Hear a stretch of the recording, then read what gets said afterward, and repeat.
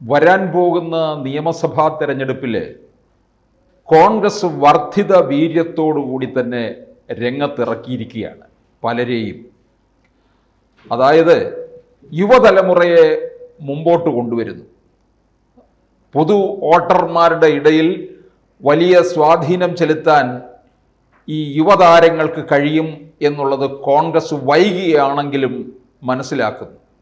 CPM-നെ സംബന്ധിച്ചിടത്തോളം അവരൊക്കെ നേരത്തെ തന്നെ യുവതലമുറയെ രംഗത്തേക്ക് കൊണ്ടുവന്നിട്ടുള്ളവരാണ്. ഇപ്പോൾ കോൺഗ്രസിന് മനസ്സിലായിട്ടുണ്ട്, കടൽക്കിഴവന്മാരെ ചുമന്നു കഴിഞ്ഞാൽ വീണ്ടും 5 വർഷം പുറത്തിരിക്കാം. അത് മനസ്സിലാക്കിയത് കൊണ്ടാണ് ഇപ്പോൾ പുതുനിരയെ ഇറക്കുന്നത്. എന്നാൽ അതിനോടൊപ്പം ഈ വലിയ അനുഭവ സമ്പത്തുള്ള, രാഷ്ട്രീയ പാരമ്പര്യമുള്ള, രാഷ്ട്രീയ കൗശലമുള്ള, രാഷ്ട്രീയ പ്രതിഭാശാലികളെ അതുപോലെ തന്നെ നിലനിർത്തുകയും ചെയ്യും. അങ്ങനെ നിലനിർത്തുന്ന ഒരു പ്രധാന വ്യക്തി തന്നെയാണ് കോട്ടയത്ത് നിന്ന് മത്സരിക്കാൻ പോകുന്ന, അല്ലെങ്കിൽ ഇപ്പോഴത്തെ MLA-യുമായ തിരുവഞ്ചൂർ രാധാകൃഷ്ണൻ. തിരുവഞ്ചൂർ എന്തുകൊണ്ടും കോൺഗ്രസിൻ്റെ മുൻനിരയിൽ തന്നെ ഒരു വളരെ മുൻപനായിട്ട് നിൽക്കുന്ന ഒരാൾ തന്നെയാണ്. കേരളത്തിൻ്റെ മുഖ്യമന്ത്രിയാകാൻ തന്നെയും യോഗ്യനായിട്ടുള്ള ആളാണ്. പിന്നെ കോൺഗ്രസിനകത്ത് ഈ മുഖ്യമന്ത്രി സ്ഥാനം എന്ന് പറഞ്ഞാൽ കലഹമാണല്ലോ. വാളെടുക്കുന്നവരെല്ലാം വെളിച്ചപ്പാടാകുന്ന ഒരിടമാണ് കോൺഗ്രസ് എന്ന് പറയുന്നത്. തിരുവഞ്ചൂരിനെ സംബന്ധിച്ചിടത്തോളം അദ്ദേഹം KSU-വിലൂടെയും യൂത്ത് കോൺഗ്രസിലൂടെയും ഒക്കെ തന്നെ സജീവ രാഷ്ട്രീയത്തിലേക്ക് കടന്നു വന്ന വ്യക്തിയാണ്.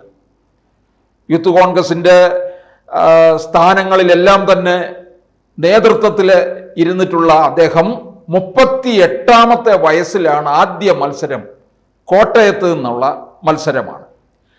അന്ന് കോട്ടയത്ത്, അത് പൊതുവെ കോട്ടയം ഇന്നത്തെ പോലെയല്ല, ഇടതുപക്ഷത്തിൻ്റെ ഒരിടമായിട്ടാണ് കാണുന്നത്. അന്ന് TK രാമകൃഷ്ണനോട് 9000 വോട്ടിന് പരാജയപ്പെടുകയാണ് ചെയ്തത്. പിന്നീട് ഈ കോട്ടയത്ത് നിന്ന് കോൺഗ്രസിന് രക്ഷയില്ലെന്ന് മനസ്സിലാക്കിയ അവിടെ നിന്ന് തിരുവഞ്ചൂരിനെ അടൂരിലേക്ക് മാറ്റുകയാണ് ചെയ്തത്. പത്തനംതിട്ട ജില്ലയിലെ അടൂരിലേക്ക്. അങ്ങനെ 42ാമത്തെ വയസ്സിൽ തിരുവഞ്ചൂർ രാധാകൃഷ്ണൻ അടൂരിൽ നിന്ന് മത്സരിച്ച് നിയമസഭയിൽ എത്തുകയാണ്. ഒരു ഉണ്ണികൃഷ്ണനെയാണ് അദ്ദേഹം പരാജയപ്പെടുത്തുന്നത് CPM-ൽ. പിന്നീട് നടന്ന തെരഞ്ഞെടുപ്പിൽ അടൂരിൽ നിന്ന് വീണ്ടും മത്സരിക്കുമ്പോൾ ബാലഗോപാലിനെ തോൽപ്പിച്ചു എന്നുള്ളതാണ്. അടൂർ എങ്ങനെയെങ്കിലും തിരിച്ചു പിടിക്കണമെന്ന് CPM കണക്ക് കൂട്ടിയാണ് ബാലഗോപാലിനെ ഇറക്കിയത്. അവിടെ ബാലഗോപാലിനെ പരാജയപ്പെടുത്തി. പിന്നീട് 2001-ലും 2006-ലും അടൂരിൽ നിന്ന് വലിയ ഭൂരിപക്ഷത്തോടുകൂടി തന്നെ തിരുവഞ്ചൂർ വിജയിച്ചു വരുന്നു. അങ്ങനെ അടൂരിൻ്റെ ഒരു വലിയ വികസനമാണ് ആ കാലഘട്ടത്തിൽ കണ്ടത്. പിന്നീട് അടൂർ നിയമസഭാ മണ്ഡലം സംവരണ മണ്ഡലമായിട്ട് മാറുമ്പോൾ ഇദ്ദേഹം കോട്ടയത്തേക്ക് എത്തുകയാണ്. അപ്പോഴത്തേക്ക് കോട്ടയത്ത് കാലാവസ്ഥ, രാഷ്ട്രീയ കാലാവസ്ഥയൊക്കെ മാറി. മുൻപ് ഇടതുപക്ഷത്തിൻ്റെതായിട്ടുള്ള ഇടമായിരുന്നുവെങ്കിൽ 2011 അദ്ദേഹം അവിടെ എത്തുമ്പോൾ കാലാവസ്ഥയിൽ മാറ്റം സംഭവിച്ചു. ഇടതുപക്ഷത്തിൻ്റെ കൈകളിൽ മാത്രമല്ല, അത് കോൺഗ്രസിൻ്റെ ഇടം കൂടിയാണെന്നൊക്കെ തെളിയാൻ തുടങ്ങി. അങ്ങനെ അവിടെ അതിശക്തമായ മത്സരം അന്ന് നടന്നു. 2011 വൻ പോരാട്ടമായിരുന്നു. ഇലക്ഷൻ ഫലം വരുമ്പോൾ തന്നെയും അത് മാറി മറിഞ്ഞുള്ള രീതിയിൽ പോവുകയാണ്. VN വാസവനാണെന്ന് എതിരെ മത്സരിച്ചത്. അങ്ങനെ വാസവനെ 700-ൽ ഏറെ വോട്ടിനാണ് തിരുവഞ്ചൂർ കോട്ടയത്ത് പരാജയപ്പെടുത്തിയത്. 2004, 2006 കാലഘട്ടത്തിൽ തിരുവഞ്ചൂർ രാധാകൃഷ്ണൻ മന്ത്രിയുമായിരുന്നു എന്നുള്ള കാര്യം ഓർക്കണം. അദ്ദേഹത്തിൻ്റെ കഴിവ് മുഴുവൻ പ്രകടിപ്പിച്ചു എന്നുള്ളതാണ്. പിന്നീട് 2011 വാസവനെ പരാജയപ്പെടുത്തി. 2016 കേരളത്തിൽ ഒരു ഇടതുപക്ഷ തരംഗം ഉണ്ടായിരുന്ന സമയത്ത് പോലും തിരുവഞ്ചൂര് കോട്ടയം മണ്ഡലം തിരുവഞ്ചൂരിനോടൊപ്പം നിന്നു. റജി സക്കറിയെയാണ് അവിടെ പരാജയപ്പെടുത്തിയത്.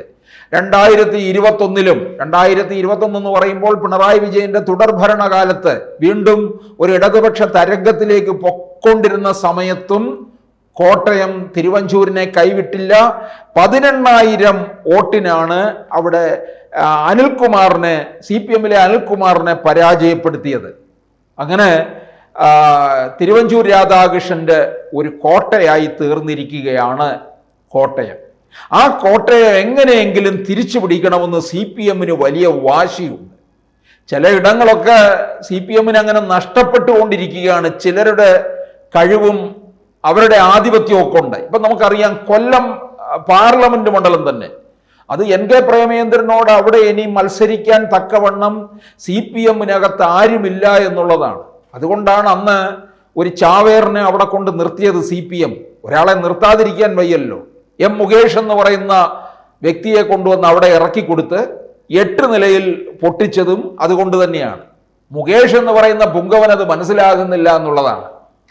പിന്നെ 2021 അങ്ങനെ അനിൽകുമാർ അവിടെ ദയനീയമായി പരാജയപ്പെട്ടു. ചാനൽ ചർച്ചകളിലൊക്കെ വന്നിരുന്നു, വാതോരാതെ ഈ ന്യായീകരണ തൊഴിലാളിയായി വന്നിരുന്ന് വിളമ്പുന്ന ഒരാൾ കൂടിയാണ് അനിൽകുമാർ.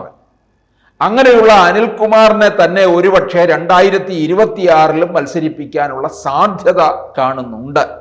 ഏത് തരത്തിൽ കോട്ടയം പിടിക്കാം എന്നുള്ളത് ആലോചിക്കുമ്പോഴും CPM-ന് ഒരു നല്ല സ്ഥാനാർത്ഥി അവിടെ കിട്ടിയിട്ടില്ല എന്നുള്ളതാണ്.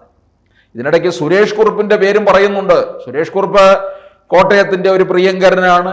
പക്ഷേ പാർട്ടിയിൽ അവസാനം സുരേഷ് കുറുപ്പിന് വേണ്ട തരത്തിലുള്ള അംഗീകാരം കൊടുക്കാതെ മാറ്റി നിർത്തിയിരിക്കുകയാണ്. ഒരുപക്ഷെ സുരേഷ് കുറുപ്പ് അത് ഏറ്റെടുക്കും എന്ന് തോന്നുന്നില്ല.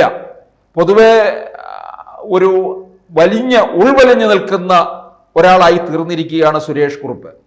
മികച്ച നിയമസഭാ സാമാജികനായിരുന്നു, മികച്ച പാർലമെന്റേറിയനായിരുന്നു. അങ്ങനെ ഒരു നല്ല നേതാവ് എന്നുള്ളത് CPM-ല് നമുക്ക് വിരലിലെണ്ണാവുന്നവർ ഉണ്ടെങ്കിൽ അതിലൊരാളാണ് സുരേഷ് കുറുപ്പ്.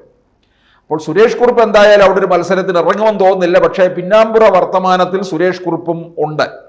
അപ്പോൾ CPM ഇപ്പോൾ അലഞ്ഞ് മറ്റൊരു ചാവേറിന്റെ അടുക്കൽ എത്തിയിരിക്കുകയാണ്. അതായത് തുടർച്ചയായി ഉമ്മൻചാണ്ടിയോടെ മത്സരിക്കുന്നു. ഉമ്മൻചാണ്ടിയുടെ വേർപാടിന് ശേഷം അദ്ദേഹത്തിൻ്റെ മകൻ ചാണ്ടി ഉമ്മൻ പുതുപ്പള്ളിയിൽ മത്സരിക്കുമ്പോൾ അതിനെതിരെ മത്സരിക്കുന്നു. അങ്ങനെ അച്ഛനോടും മകനോടും മത്സരിച്ച് ദയനീയമായ തോൽവി കൈവരിച്ചു എന്ന ഒരു ഖ്യാതി ഉള്ള ഒരു മഹാനാണ് നമ്മുടെ ജെയ്സി തോമസ്. CPM-ലെ ഏറ്റവും വലിയ ചാവേറിൽ ഒരാളാണ് ജെയ്സി തോമസ്. പണ്ട് ഈ ചെറിയാമ്പലിപ്പിനെ കൊണ്ട് നിർത്തുമായിരുന്നു. ചെറിയാമ്പലിപ്പ് CPM-ലുള്ള സമയത്ത്.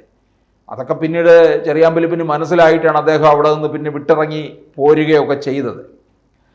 അതും ഇതുപോലെ ചാവേറായിട്ട് കൊണ്ട് നിർത്തുകയാണ്. ഒരു സീറ്റ് കൊടുത്തില്ല എന്ന് വേണ്ട എന്ന് പറഞ്ഞ് അവിടെ കൊണ്ട് ചെന്ന് നിർത്തുന്നു.